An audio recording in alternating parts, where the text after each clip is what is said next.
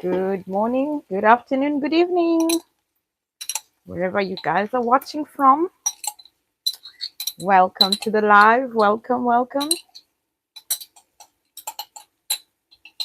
Hello.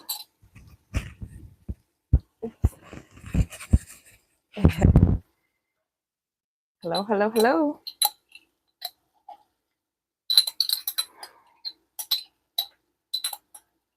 All right, so today we are making pilau. Um,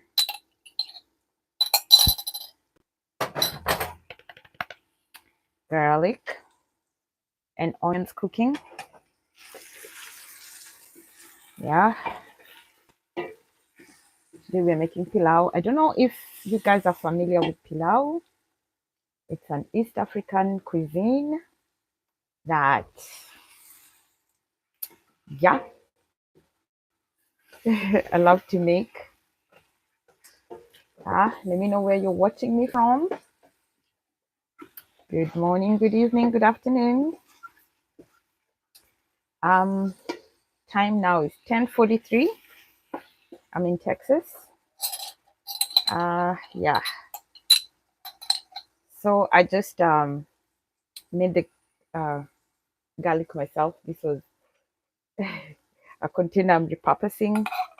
Then I just blended it and put it there. Um, for our ingredients, we are going to use whole spices for pilau and the blended one. So it's just basically the same thing, just that one is whole and this one is blended. And it's just black pepper, cardamom, cinnamon, cumin, cloves, and coriander. But there's no whole coriander here, so it's just these are the whole spices: cinnamon stick,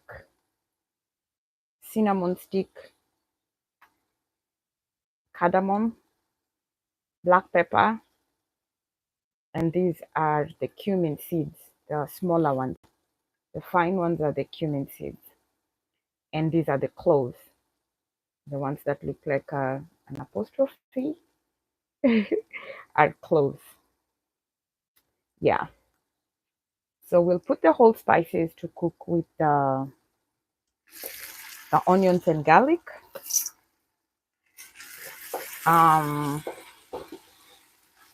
Yeah.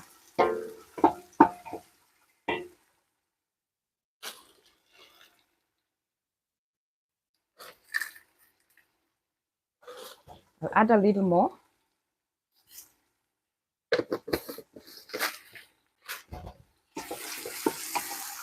I don't know if you guys can see, or should I put the camera a little lower? That's better. Yeah, that's better.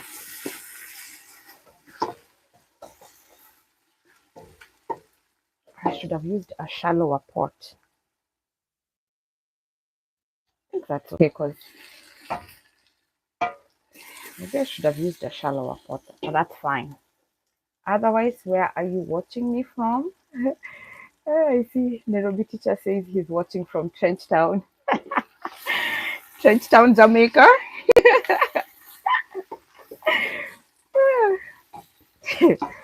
Okay, welcome, welcome, welcome, guys. So, pilau is normally like an East African cuisine, which is borrowed from the Indians. So it's more of an Indian dish. Uh, since we had the whole butter trade, we were trading a lot of spices, and so Kenyans learned how to cook pilau from the Indians. Yep. So I'll let my onions brown. In the meantime, you can ask me anything, ask me questions. Um, the major difference between pilau and jollof rice is jollof, I think they use a lot of tomato paste, tomato sauce, blended tomatoes, and if I'm not mistaken, bell pepper, the red bell pepper blended. So they do a lot of that. But for pilau, it's more, I prefer to use tomato paste, since the tomato paste is more, um, I think it's thicker. It's just like tomato sauce, but it's cooked down. So it has a longer shelf life. If you're cooking with the paste and the food is going to be staying out for longer, it's better because it does not go bad faster than when you're using the plain tomatoes or like blended tomatoes. So that's just one tip to watch out for. So, and I like to just buy the tomato paste. You can alternatively make your own tomato paste at home. Anything, of course, can be made at home. So you just cook down, you blend your tomatoes, I think without the skin and without the seeds, and then you cook it down and you get your tomato paste. Um, yeah, I already have my beef diced. Now, the size for the beef I prefer to use is on the medium side, not too big and not too small, on the medium size for the pilau. So you don't want your pilau to have like, big chunks of meat. And then the other thing that I keep emphasizing about is don't put your salt when you're putting your beef, and do not put salt. Don't put your salt, and you can put your spices, but towards the end. Um, yeah. Any questions? Just type them down below. Um, you just have to keep stirring so that it doesn't what? It doesn't get burnt and stick to the bottom. Let me show you the size of my beef. It is already ready. Let's see. Put something to place it on. So I already have my beef here, chopped up. Use this to show. So you see, the size of the beef is that much. And it should be the beef that's a little on the fatty side. So even when you have the fat from the beef, just don't throw it away. Cook with it. And actually, I can actually even put the trying to avoid to wash my hands. This. So that I can actually put the fatty beef in to cook with the onions. I had put them all on the top side here so that it can render the fat. So pilau is normally eaten with, just the way you eat you can eat it as a full meal, or you can eat it with a sauce.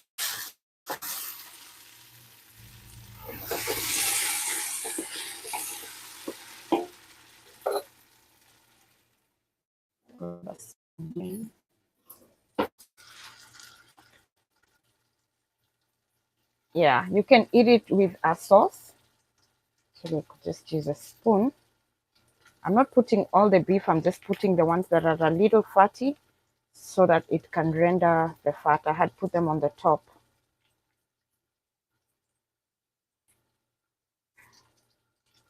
Yeah, that should be good. Okay. No questions. Just observing. Okay, good. Yeah.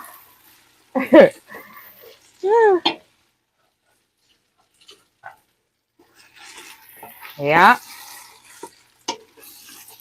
I like to have the onions cooked all the way, so it's a little golden, but I can let it cook some more. And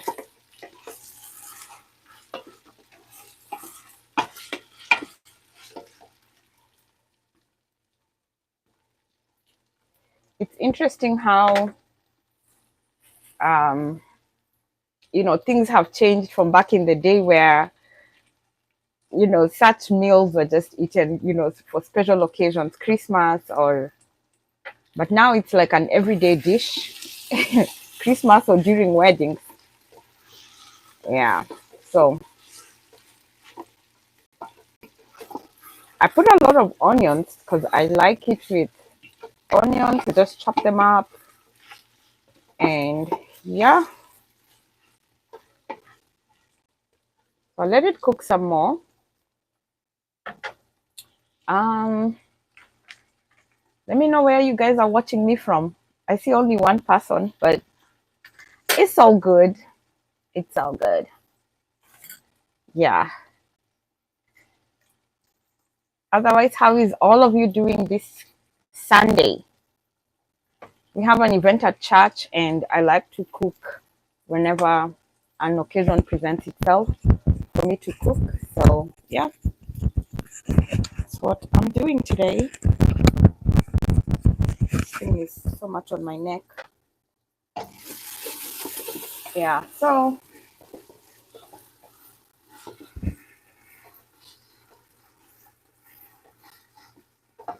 let's see.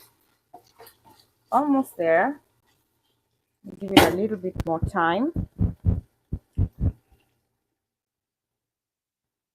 The type of oil, you can use whatever you like, vegetable oil, whatever you like to use for shallow frying works. I like to use canola oil or just regular vegetable oil, but for the most part, I prefer coconut oil. But I've never tried cooking pilau with coconut oil. I don't know.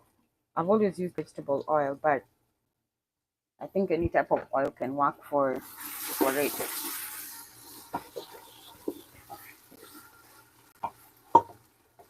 Yeah. So in the pot, like I said, I have onions, some garlic. Um, then I put a little bit of the beef that has the fat to be rendered.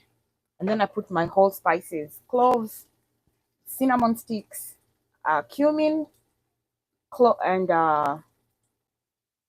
black pepper. And the black pepper is what they call, I think some people call them black peppers, some people call them peppercorn.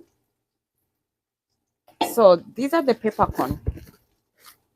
I don't know why some people call them peppercorn. I've had them being called peppercorn here in the US. Those are what they call peppercorn or black. And I just put them whole. And then I'll put also the blended, or rather the grinded spices. And they're so expensive here in the US. Actually, we buy this like for like almost like $6. So I like to have them brought from back home.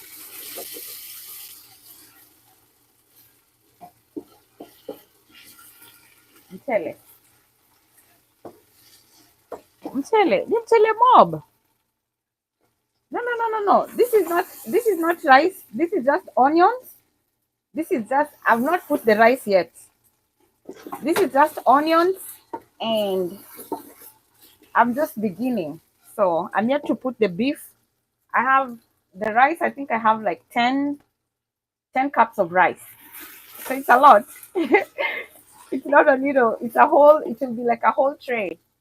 A whole, it will be like this much.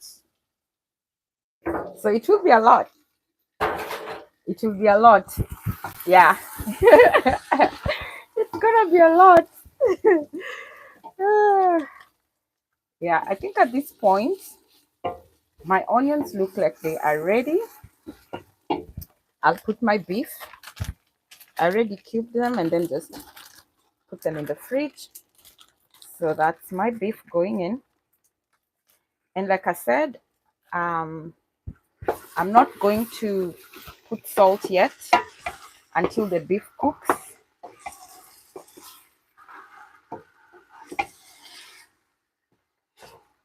So that's just the whole spices, onions, garlic. And now I put in my beef. My fire is at medium high. Yeah. Right.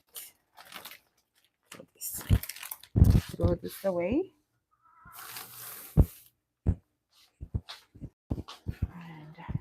And wash my hands.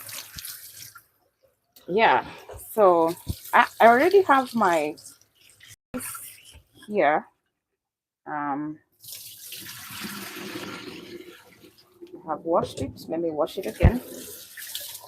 It's already sitting underwater, and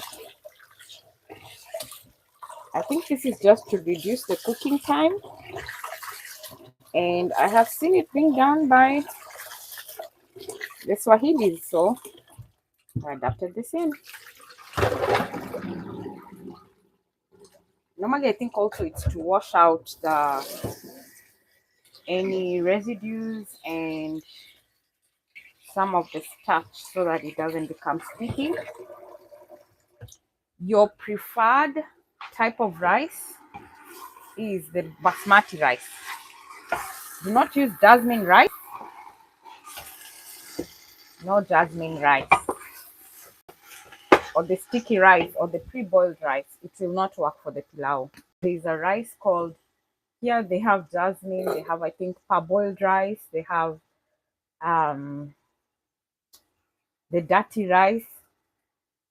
I've never tried making pilau with brown rice, but I think it can work. It just needs a little longer cooking time. Yeah, but the preferred is the basmati long grain white rice.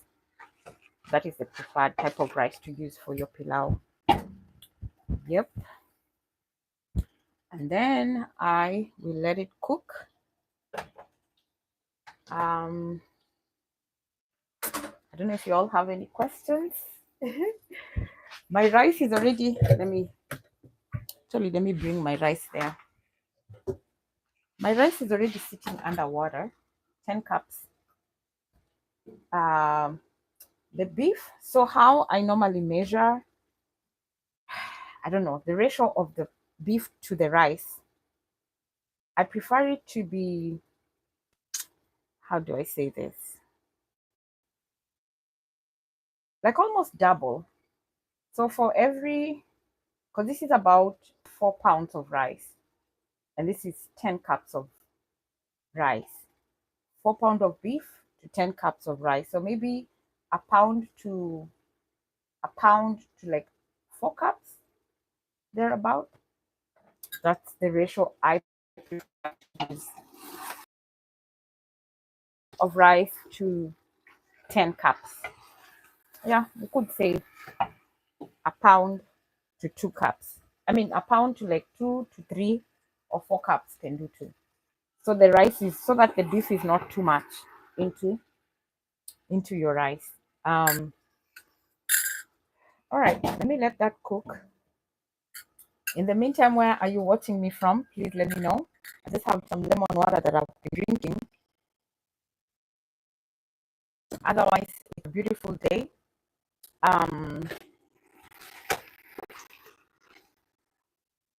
Yeah, the type of onions, I prefer the red onions. They are more tasty. The white onions are more on the sweeter side, so I don't like to use the white onions or the yellow. They have yellow onions too, are a little on the sweeter side. So I personally prefer, this personal preference, to cook with the red onions. Can you add any other spices? I have seen people blending bell pepper and putting it in. So it's your choice. You can do whatever, but I just prefer to not add anything else. Actually, it makes it tastier. But remember, whenever you're putting anything blended, It's more like the substitute for the water. That's something to note. Anytime you're putting anything blended into your rice, you reduce the amount of water you're going to add. So that's just a hint.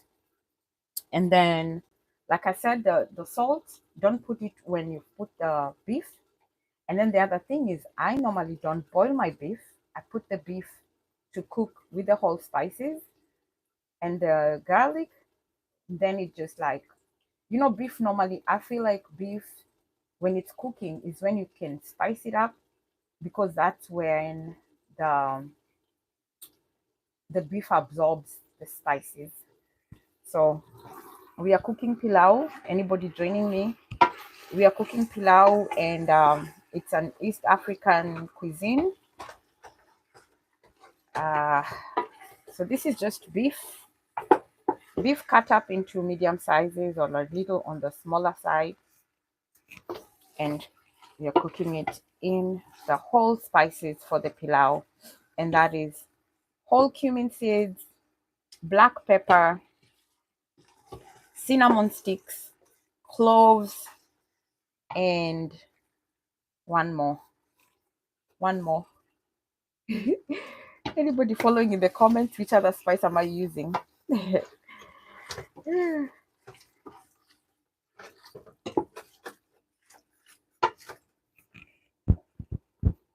Mm, and cardamom. So it's the cardamom, the whole cardamom, with the whole pod and everything. When people are eating, I've seen them taking out the whole spices, but you can eat them. I mean, they're good to be eaten. Actually, I prefer to eat them because they're natural. They're just natural spices. So basically, these are the whole spices. You can see, yeah. Actually, I feel like adding some more. Let me add a little bit more, especially the cumin seeds, because we have 10 cups of rice. All right, should be good. All right. And then, so what gives the pilau that naturally like dark color is the cumin and the tomato paste is what gives it that distinct, more like a brownish color. That's what gives it that color. So just let my beef cook. I feel like I'm rushing it because I don't want the video to be so long though. Okay, so the other trick I use is I'll preheat my oven. The other trick I use, especially when I'm cooking a lot of pilau, is I put it in the oven. So once I put the rice into the beef and it starts boiling, and then I dump it into the tray, cover it up with a foil, and put it in the oven. So I've preheated my oven to 350. Cardamom and cinnamon is not like the same family. No, cardamom and cinnamon are not in the same family. So let me show you. So this is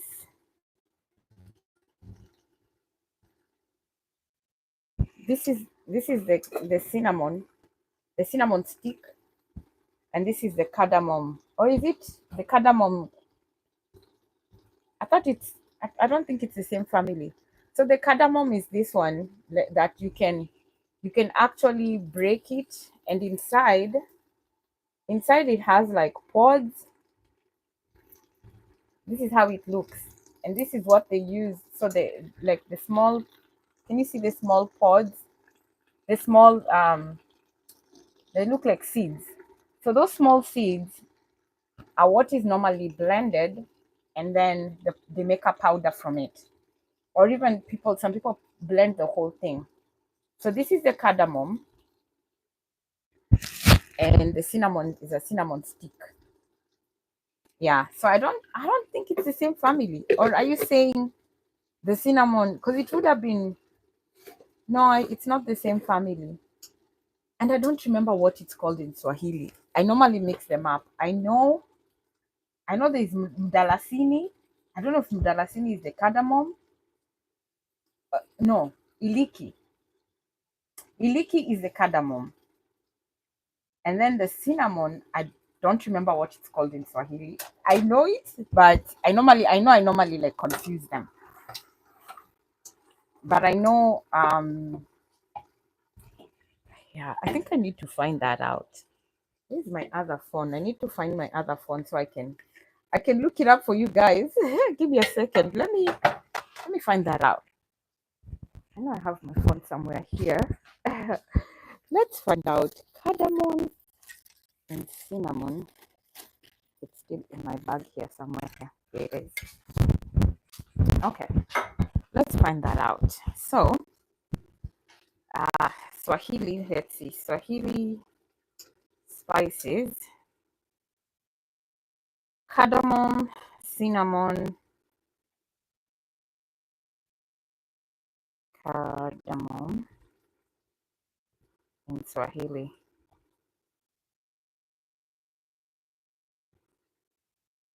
Uh, in Swahili, I think it's iliki. I think cardamom, yeah, yeah. Google Translate, hey, kadiamu. Oh, I am so wrong. So Google says cardamom is kadiamu. Really? No, it's iliki. He was telling me something different. I think kadiamu. Yeah, iliki is cardamom. And then cinnamon is mdalasini. So cinnamon is mdalasini, cardamom is iliki, and then we have cloves. Let's see what cloves are. Cloves in Swahili is karafu. So cloves is karafu, and then the what? These are um what is this other spice? Now I'm even confusing myself. Cumin. Cumin. In Swahili, cumin is still shows iliki. Okay, no. Let's see. Cumin.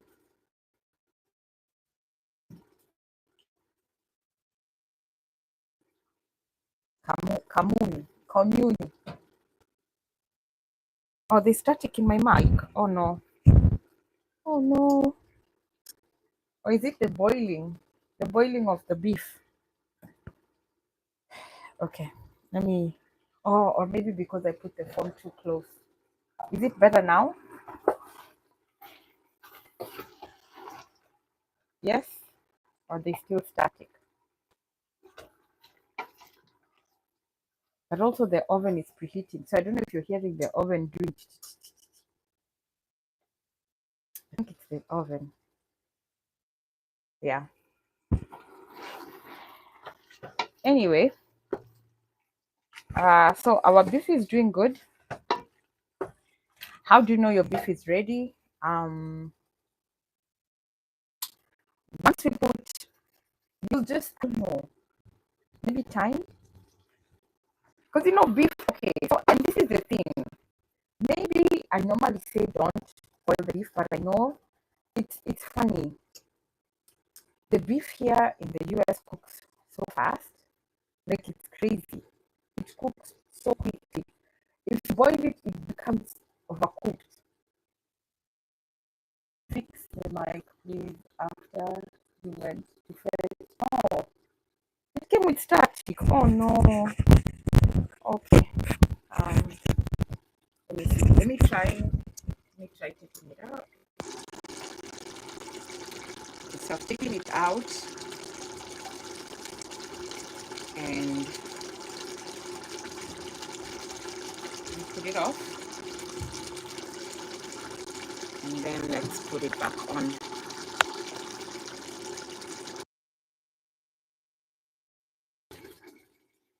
It's good.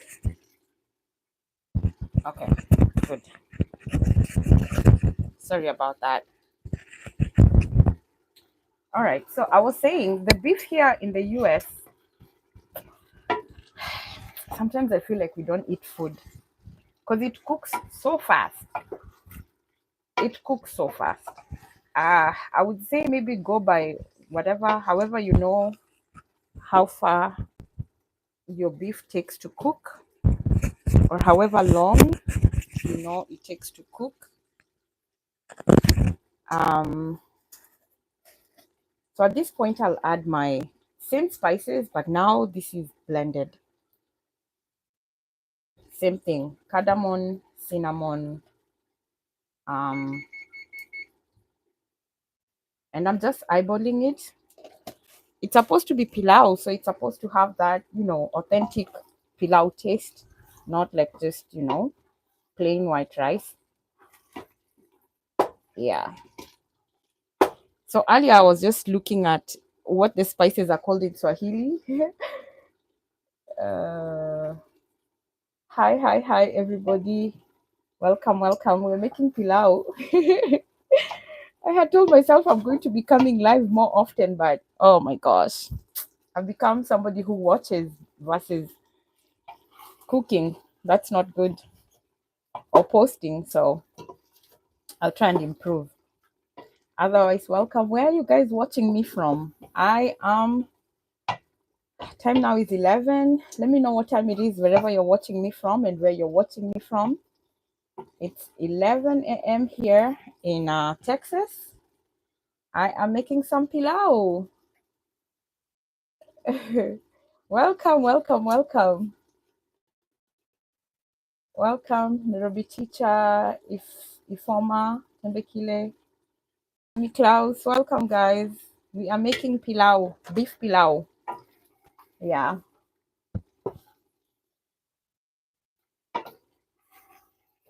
You're hiking? Oh, nice. Where are you guys hiking? That is nice. On a Sunday morning. That's perfect workout. For us, we are cooking and drinking some lemon water. So I was saying pilau. How do you know if your beef is cooked?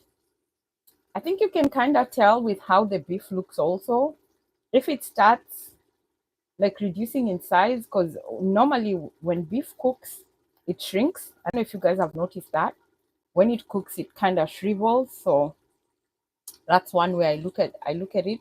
And for me, the other way is you see all that like it's rendering the juices and the fat, so it renders it completely, and the oil comes to the surface.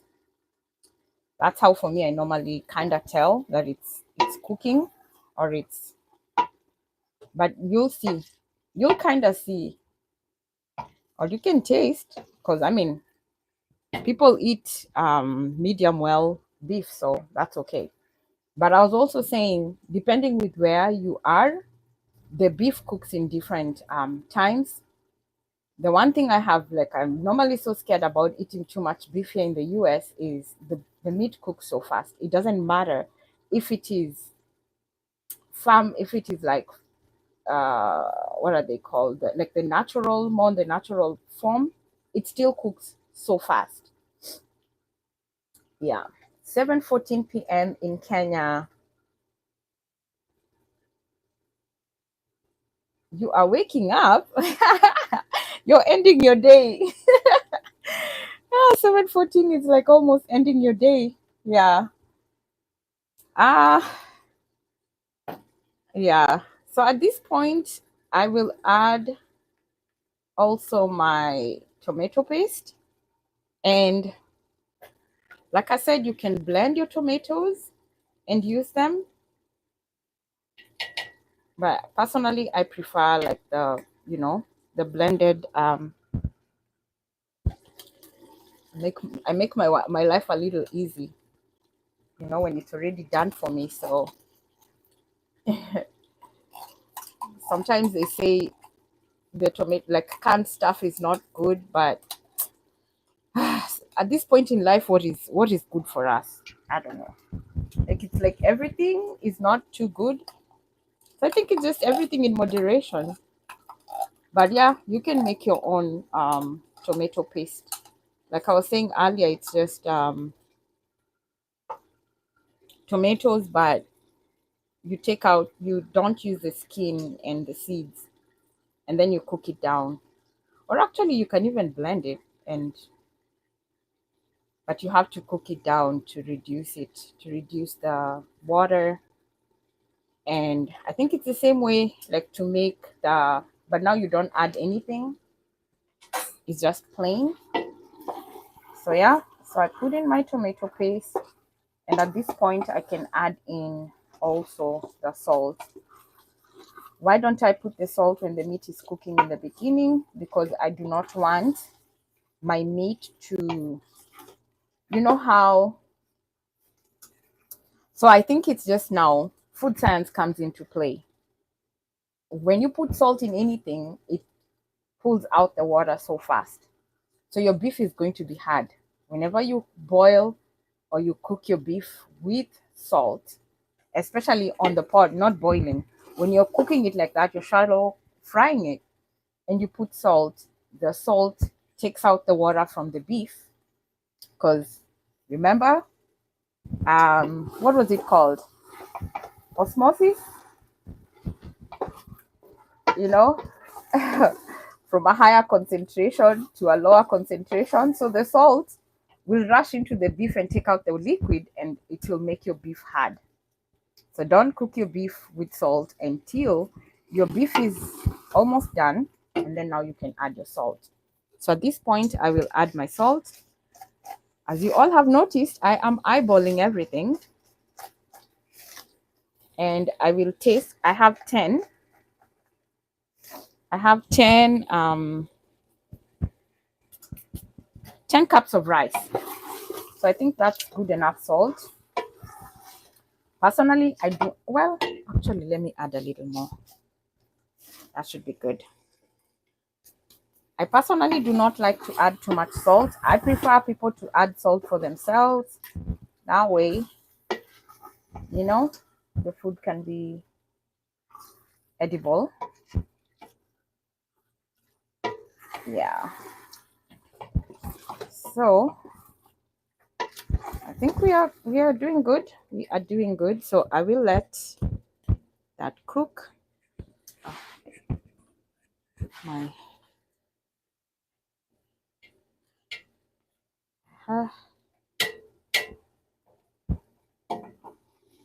yeah, it looks good. I think you all can see. It smells amazing. Oh my gosh, it smells so good. All those savory spices. Um, and it's interesting because cinnamon is more like it's more on the sweet side. So, but because we've put the black pepper, it balances the spices so good, so well. My oven is heating up, and I have my rice uh, soaking here. So what I'll do is I'll drain this because at this point I can add, and that's the funny thing. Like if I let it cook longer, honestly, the beef is gonna be overcooked because I'm still, remember, the rice is not cooked. So once I put them in the oven, I think I'll do like 20.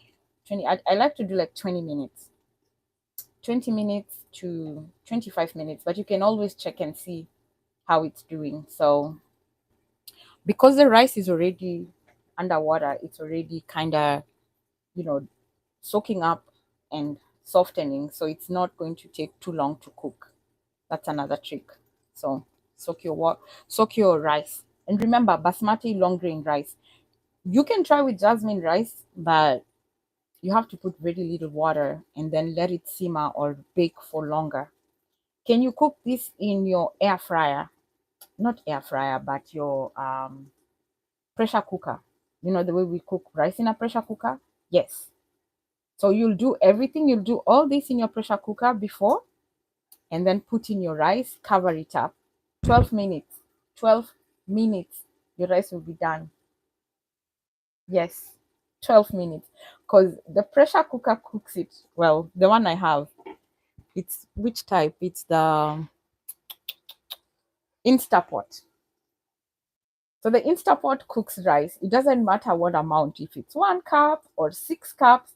I think the max I've cooked on my Instapot, which is like, it should be like the 4 quart Instapot, cooks even, I think, until I've done 6 cups. I don't think I've done more than 6 cups. So 6 cups, 12 minutes. It doesn't matter the quantity of rice, but the time it cooks rice is 12 minutes. Yeah.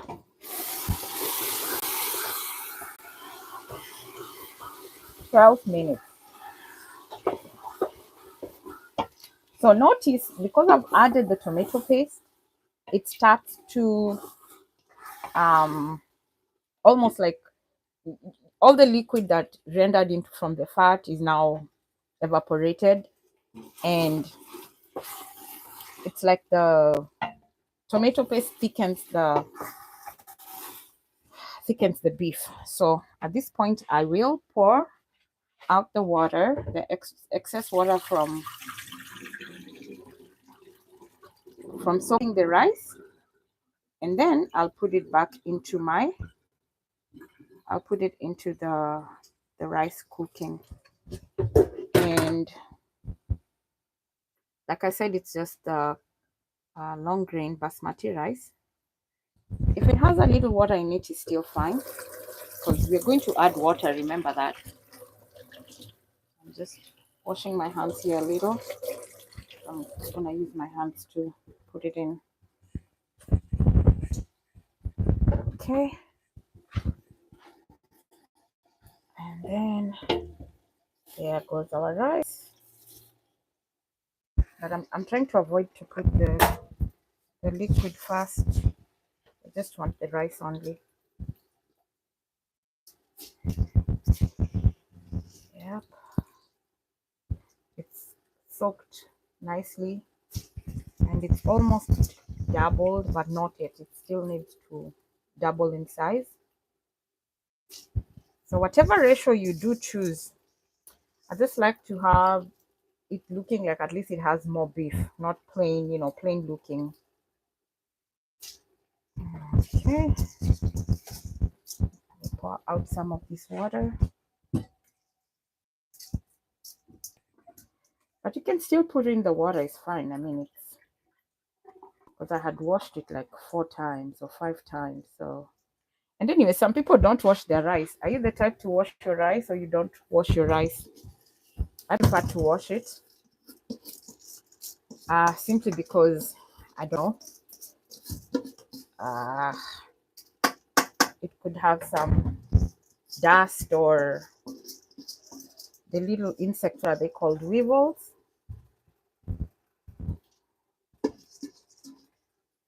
Yeah. Okay. Interesting fact is we buy our rice.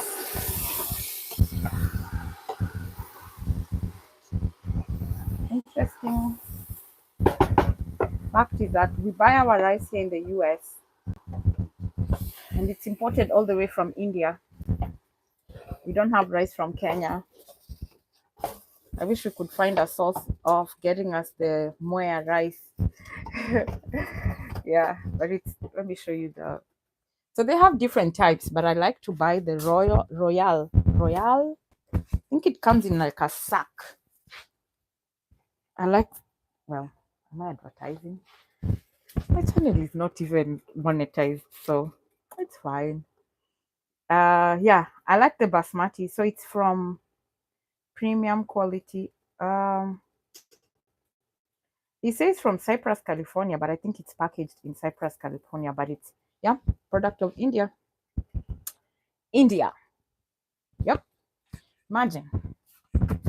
Imagine that we don't even have rice from Kenya. I wish we did have it, but we don't. So at this point, I'm gonna.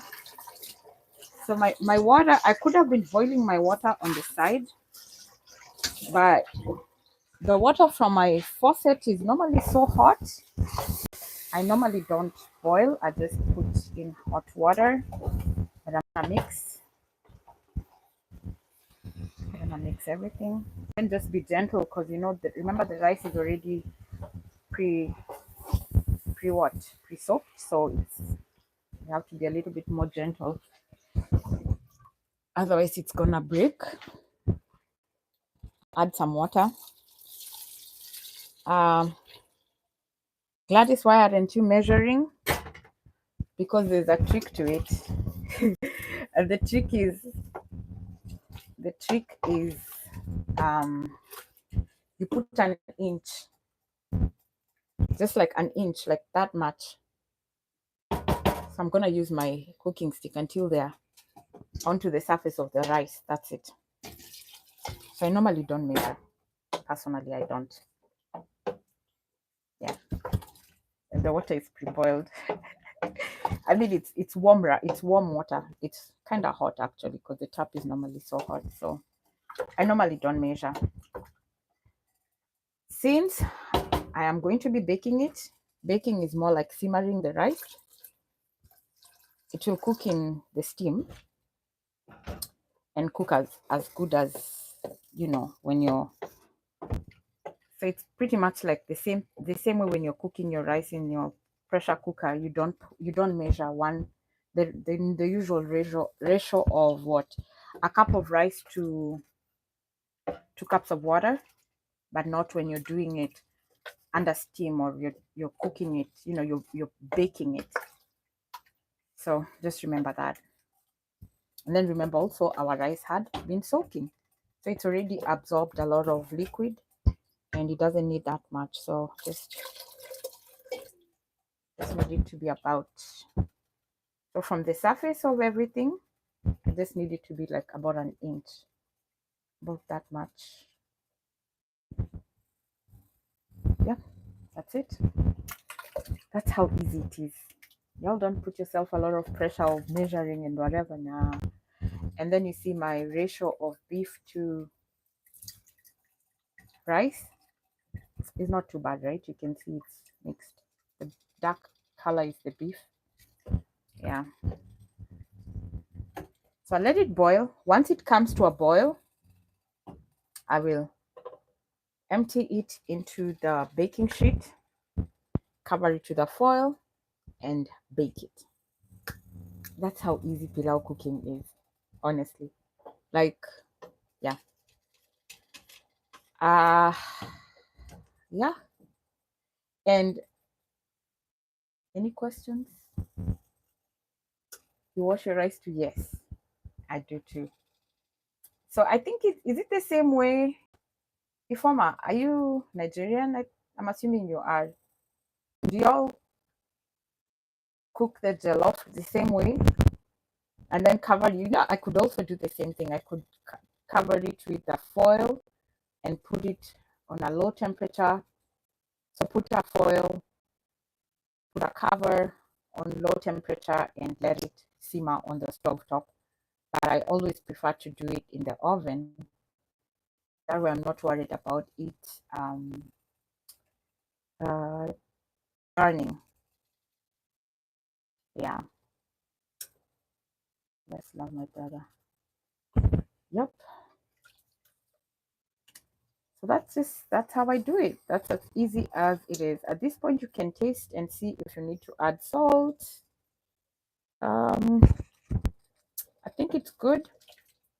I don't need to add any salt, and it should be good to go. Yeah. Oh, you're from Trinidad? I don't know why. Like, you know, Ifoma, it reminds me of, I don't know if you guys read the God, is it, what book was it? Nairobi Teacher, with the few Ifoma, and is it the what? The Concubine? I think the book was called The Concubine. It's the same approach, yes, with the jollof rice. It's the exact same approach, just that it's cooked without the beef. But yeah, it's basically almost the same thing. Yeah. Yep. And then I think I've seen the way the Jamaicans do it. It's now with a little bit different spices, but with black beans. You know the way they call the black beans peas. So the peas and rice, it's almost the same thing. Like you cook the beans first and then put in the rice and then let it, let it do its thing. But I think I prefer when I'm doing that to boil, like to cook once you boil the beans, to use that liquid, the liquid for the beans, so that the rice can get that dark color. With the beef too. Okay, so you do it the same way, but with more the blended tomatoes and whatnot. Okay, okay, yeah. So basically, and then some people say don't stir, but I do stir mine, but I just stir it gently. Um, and you see the liquid is already, it's lessening. Once it comes to a good boil, I'll just put it in the oven. Um, that's just how I've always done it to avoid it from burning. But you can always, if I used my other pot, I could have put it with the pot in the oven, but not this one with the plastic hands now. Yep. And I think with cooking, just depending with your type of pot, because some pots are just, they make the cooking harder, because it becomes so, burning is so much faster. So what I did is oh my gosh, I went crazy. I got a whole set for the Hexclad, and honestly, it is worth the money. Slightly more expensive non-stick pots, but they work much better. Actually, that's what I should have used to cook it, because if I had done it in the Hexclad, I could just have put the pot in the oven. But since I'm taking the rice to church, I just wanted to put it in the um, aluminum foil, and then I don't have to worry about that. So it's already rinsed and ready to go. Let me grab a piece of foil.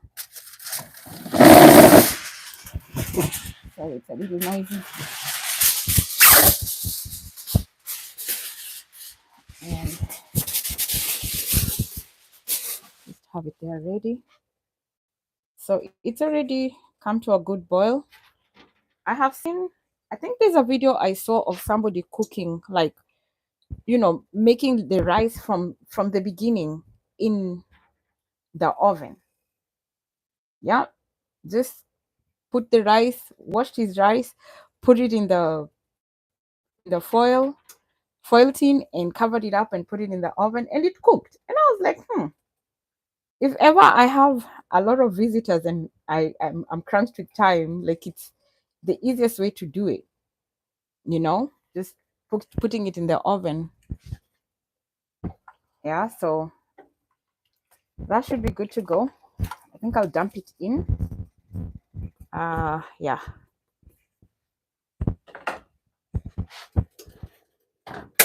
Put my fire off just in case. Let me use this.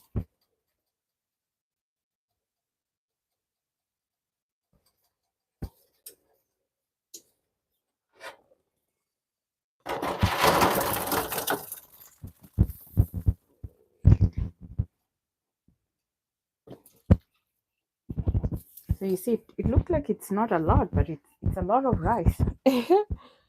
Oh, it looks like it's not that much, but it is a lot. Yeah, so that's how easy it is, honestly, to make pilau. Um,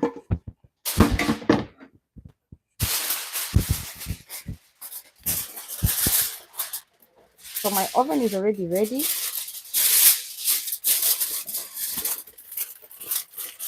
Yeah.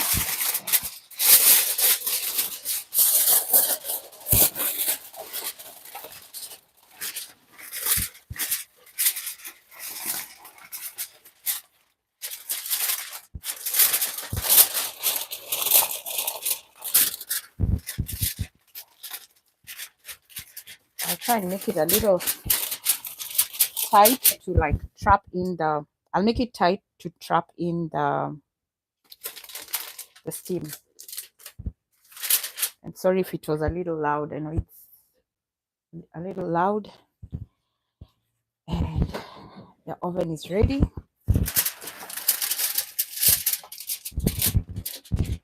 I'll put it on the lower side. Okay. There we have it. 20 minutes. So let's see. Set timer for 20 minutes. Then I'll come and check it in 20 minutes. So my timer is on for 20 minutes and it should be good to go. Otherwise, do you guys have any questions? It looks great. Thank you. Yeah, so that's it. That's how easy it is to make pilau. I don't know what you guys like to eat your pilau with. I've not only seen, I have eaten it with just plain whatchamacallit, just plainly with just kachumbari with like salsa or guacamole or like tomatoes, cut up tomatoes and onions. Yeah. Where in the US are you? I am in Texas. I am in Texas. So earlier, let me show you guys. So yesterday, I wish I came live yesterday. I was making mandazi. Yeah. So I'll let you guys eat mandazi with your eyes. So at least you don't have the surface too, plain. Yeah. So I had made mandazi yesterday. So I'm taking mandazi and pilau to church. We like to do a lot of potluck. So yeah. And they are soft. Yeah. So I had made mandazi yesterday. And so welcome, guys. This is mandazi. You guys want it with tea, salad, or coleslaw? Yes. Yes. Salad or coleslaw too, yes. So then this is mandazi. It's more like a donut. Yeah. Donut family. So yeah, this is mandazi. And yeah, so that's 20 minutes and our pilau should be ready. I'll just put I'll just put the mandazi here for aesthetic purposes so that it doesn't look too plain. Otherwise, where are you guys watching me from? On Trinidad. So did Trinidad and Tobago. I've not been to that side of the world, but hopefully one day I will travel. What's the Trinidadian, do you say Trinidadian? Staple food. What's your staple food? Oh really? We're in Texas. And what's your staple food? So for us, it's so interesting. Kenya, we don't. So it's funny. We've adopted a lot of food, and a lot of foods are by region. The coastal side, they eat a lot of like um, Indian cuisine. So the pilau, this mandazi, or they call it mahamri. Mahamri is more of the same thing, but with yeast and the cardamom. They put yeast and cardamom and they cook it with coconut milk. So that's the coastal side. When you look at now where the central side is more potatoes and corn and beans. cooked together. They call it githeri. And what else? I think like the leguminous, not leguminous, but the root food, sweet potatoes, yam or cassava. That's more on the central side. When you go towards the lake region in Kenya, is now where they have a lot of fish and ugali, and same to the Nilotic side, like it's still that side of towards the riverside. So the Nilots, the same thing, ugali and beef. Yeah. So Kenya, it's funny. We don't have. I think it's more regional of as far as food is concerned, but people have adapted to all types of food. So we eat a lot of like mostly Indian food. Yeah. So I don't know if you guys have any questions, but that was my video for today.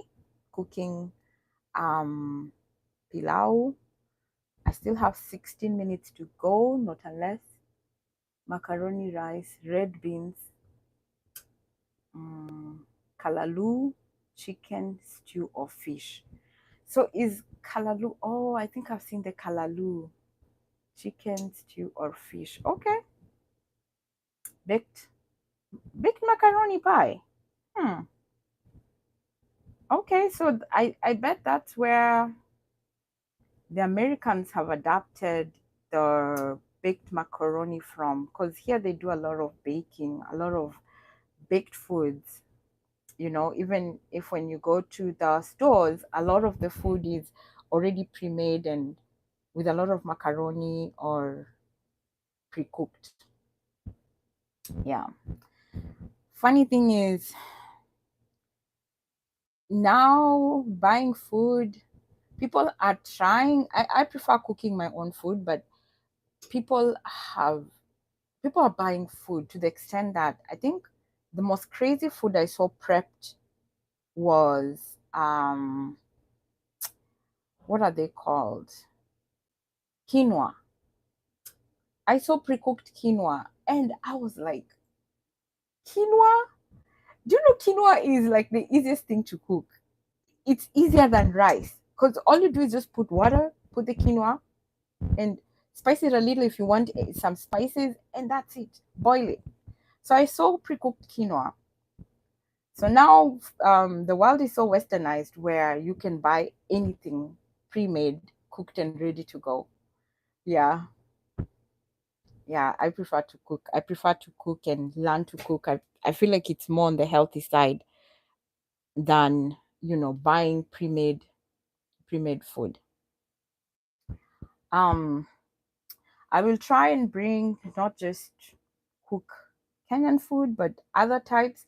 Because like right now with recipes, so many recipes out there, you can cook anything. I can tell myself I'll learn how to cook kalalu if I find it and cook it. Yeah. Oh, you live in New York? Okay. Okay. You're right up there with Kemi. No, with Pebbles. Pebbles. Pebbles Hall. Yeah. Mm, okay. So yeah, I don't think I have anything else today. Uh, but unless you guys have any questions, otherwise that's what I have for today. I'm so grateful for everybody joining and watching, and I wish I could be able to pin the comments. Oh, okay, okay, I can. Oh, okay, okay. Oh, I didn't even know. But if I pin it, can I unpin it, or it will stick there? I think if I pin it, it will stay there the whole time.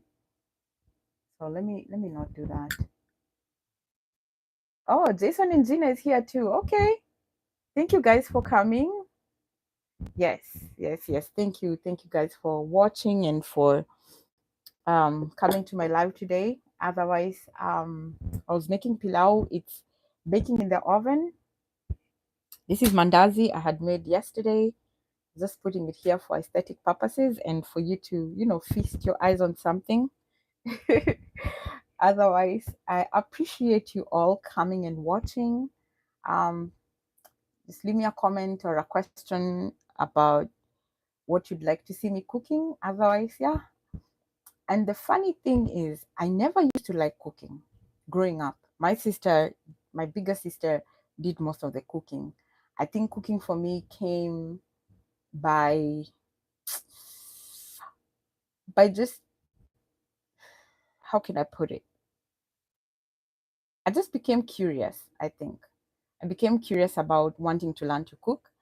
Growing up, um, my mom was a caterer, so we did a lot of cooking growing up, but I preferred prepping more than cooking. I would help my sister cut up stuff and, preparing everything for her. And then when I learned to cook, I remember calling her and we were talking, and I'm like, you really had it easy because we would cut up everything. And remember, that was back in the day where you don't have as many gadgets as we have now, the choppers and, you know, the food processors. We didn't have them then. Or even if they were there, we couldn't afford them. So I prepped and cut up everything for her. And now that I learned how to cook, I'm like, we're the ones who are doing everything, picking up the vegetables from the farm, washing and then chopping them up, the onions, and, you know, everything she would need for anything she would cook for us, from peeling potatoes, for fries and chopping them up and all manner of type of things. And then for her, it would just be mixing in. We thought she was doing the major part, but yeah. So over time, I enjoyed cooking, and I think also how when you watch people eating what you've cooked and they're enjoying, and I'm like, okay, so I can make this. Okay. I remember even mandazi, this right here, used to give me such a headache. Like, I have tried all type of recipes until finally when I nailed it down, and it was me practicing and kept practicing, and I didn't give up. I just kept trying. And now they are so tender, they are so soft, and I'm just like, oh, now I do know how to make mandazi. And I think it's just seeing that progress where is it perfect? No. I know I can still improve it and make it softer and whatever, but I like where I'm at right now, and I'm enjoying that I'm learning how to cook. So my goal is to one day maybe own a food truck or a bakery, because there's money in food. Nobody lied to you. There's money in food. People sell like a tray of like, say for example, these mandazis. I've seen them being sold for like $70 here in the US. $70. So this is easy money, for anybody who's trying to start up, something to do on the side. Cooking, honestly, is easily something you can make money on the side, and it will not take a lot of your time, especially if you are organized and you plan ahead. So this is just to encourage anyone, if you're trying, to make some money on the side. Cooking, you could easily make money. I have sold samosas. My samosas are like, yeah, very nice, very, very good.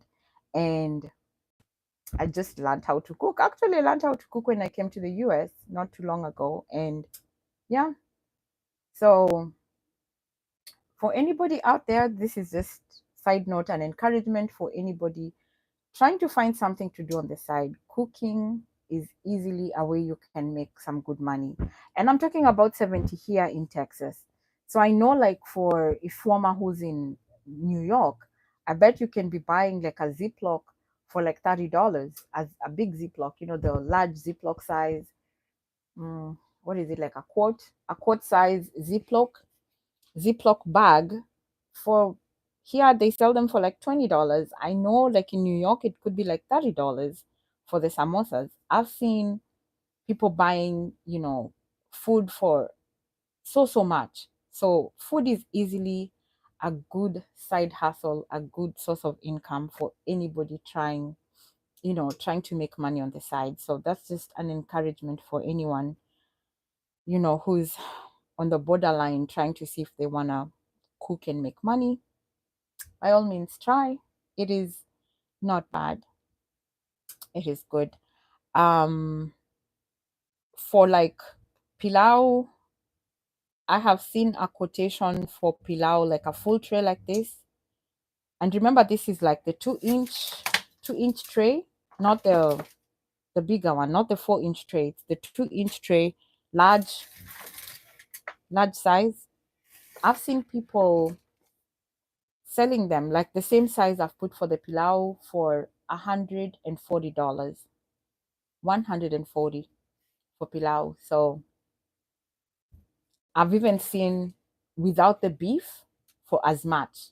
Without the beef, think about it.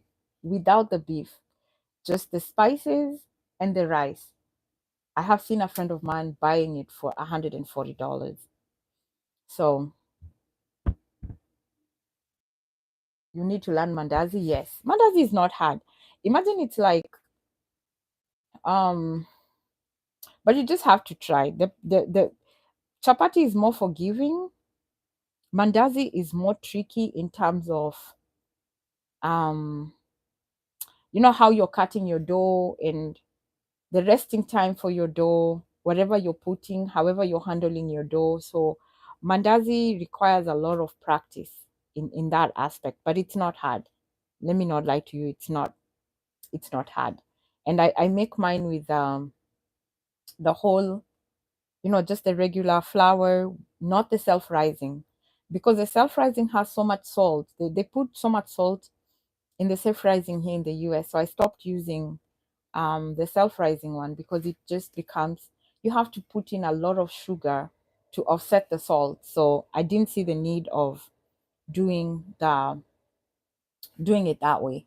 So what I've learned to do is for every cup of flour, the regular measuring cup of flour, I put 1 level teaspoon of baking powder for each cup of flour. That's normally the ratio I use for the baking powder. And I use baking powder.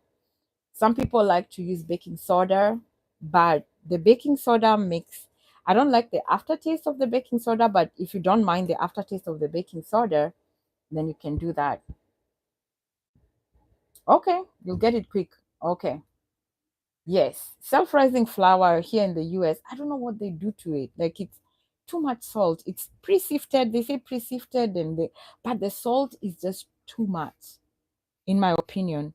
And then when you're making the mandazi, just try and sift the flour.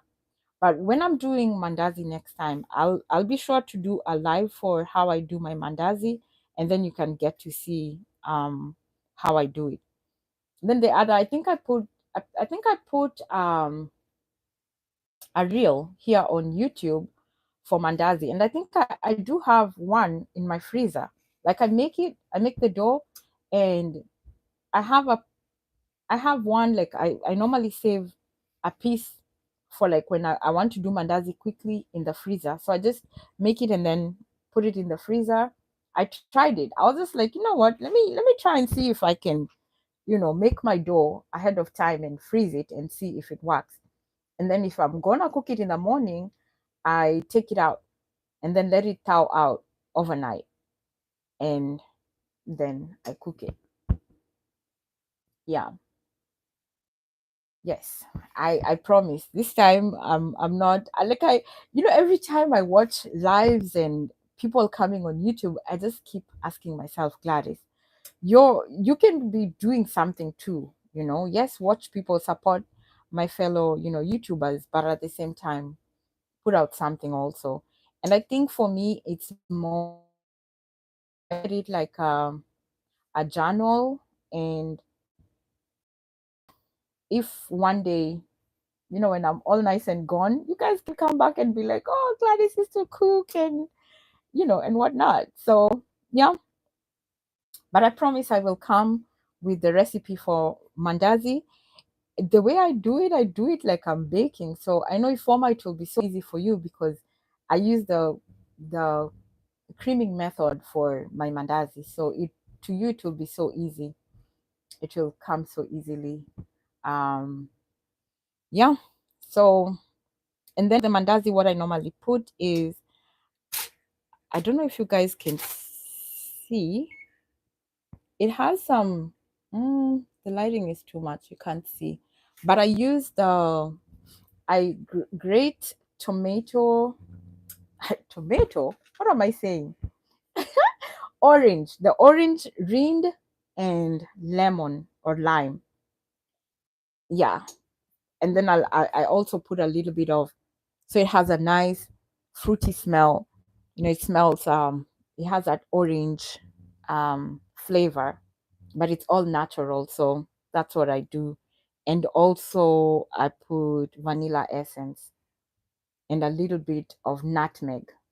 So it smells so delicious, so good, so good. Yeah. Otherwise, we have 10 seconds. I have talked. Oh my gosh, I can talk.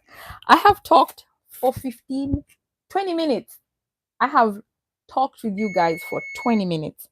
That's my timer going off. So let us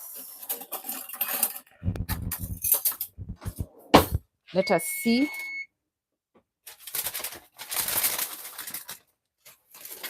Let me put my mandazi on the side and bring out the rice. I'll not turn the oven off yet.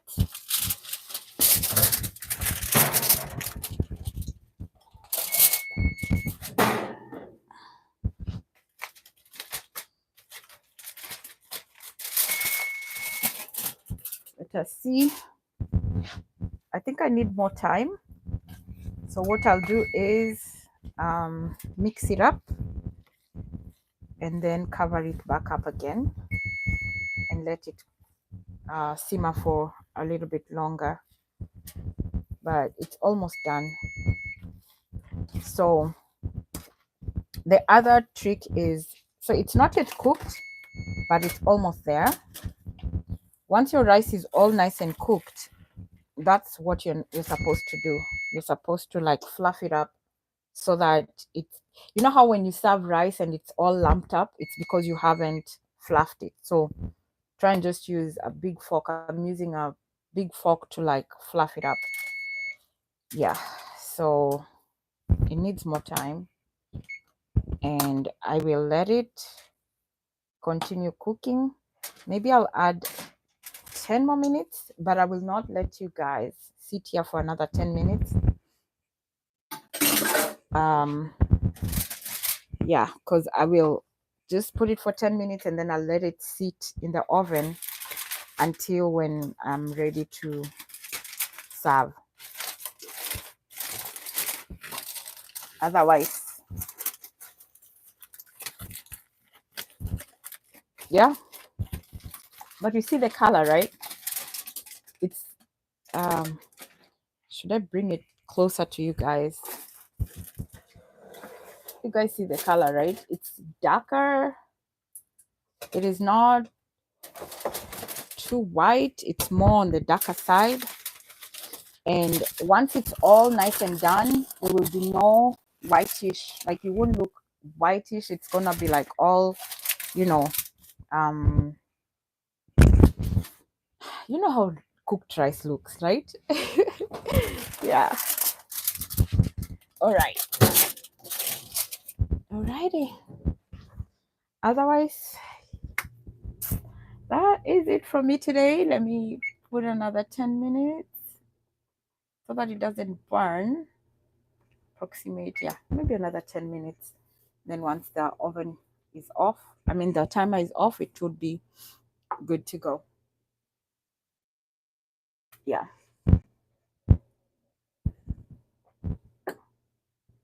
Otherwise, if there are not any more questions, yes, please subscribe to the channel. Thank you for watching. Otherwise, I appreciate you all coming to cook with me here today. And please leave a comment, subscribe if you haven't. We are trying to get this channel monetized this year, so please subscribe, and put your notification bell on for more cooking and travel and fun stuff from this channel. Otherwise, I'm so grateful for all of you coming here today. Until the next one, adios, adios. All right. Bye, guys. Thank you for coming. I don't even remember how to go off. Let's see.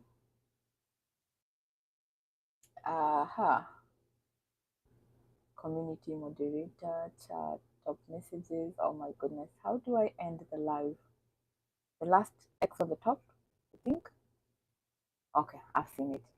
Alrighty. Bye, guys. Until the next one. Thank you for watching.